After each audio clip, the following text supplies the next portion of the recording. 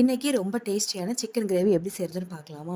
அதுக்கு ஃபஸ்ட்டு நம்ம ஒரு கடாயை சூடு பண்ணிக்கலாம். அதில் வதக்கிறதுக்காக கொஞ்சமாக எண்ணெய் ஊற்றிக்கோங்க. எண்ணெய் சூடானதுக்கப்புறமா 2 துண்டு பட்டை, 4 கிராம்பு, அப்புறம் 1 ஸ்பூன் சீரகம், சோம்பு, காரத்துக்கு காஞ்ச மிளகாய் சேர்த்து ஃப்ரை பண்ணிக்கோங்க. கூடவே கட் பண்ணி எடுத்து வச்சுருக்க வெங்காயம், தக்காளி சேர்த்துக்கலாம். இப்போ இது வதங்கி வரதுக்காக கொஞ்சமாக உப்பும், ஒரு கைப்பிடி அளவுக்கு முந்திரி பருப்பு சேர்த்துட்டு நல்லா வதக்கி விட்டுக்கோங்க. இப்போ இது நல்லா வதங்கி வந்ததுக்கப்புறமா நல்லா தண்ணி சேர்த்து மிக்சியில் நல்லா நைஸாக அரைச்சி எடுத்துக்கோங்க. இப்போ அதே கடாயில் தேவையான அளவுக்கு எண்ணெய் ஊற்றிட்டு வெங்காயம், கருவேப்பிலை சேர்த்து நல்லா ப்ரௌன் ஆகிற அளவுக்கு வதக்கி விட்டுக்கோங்க.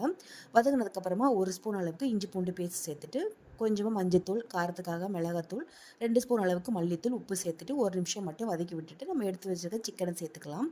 சிக்கனை சேர்த்துக்கப்புறமா ஒரு 2 நிமிஷம் மட்டும் நல்லா வதக்கி விட்டதுக்கப்புறமா 2 ஸ்பூன் அளவுக்கு சிக்கன் மசாலா சேர்த்துக்கோங்க. சேர்த்துட்டு நம்ம அரைச்சி எடுத்து வச்சுருக்க பேஸ்ட்டை சேர்த்துட்டு சிக்கன் வேகிற அளவுக்கு தண்ணி ஊற்றிட்டு ஒரு 20 நிமிஷம் மட்டும் அப்படியே மூடி விட்டுருங்க. லாஸ்ட்டாக இறக்கும்போது கொத்தமல்லி இலையும் பெப்பர் தூளும் போட்டு அடுப்பை ஆஃப் பண்ணுங்க. அவ்வளோதாங்க.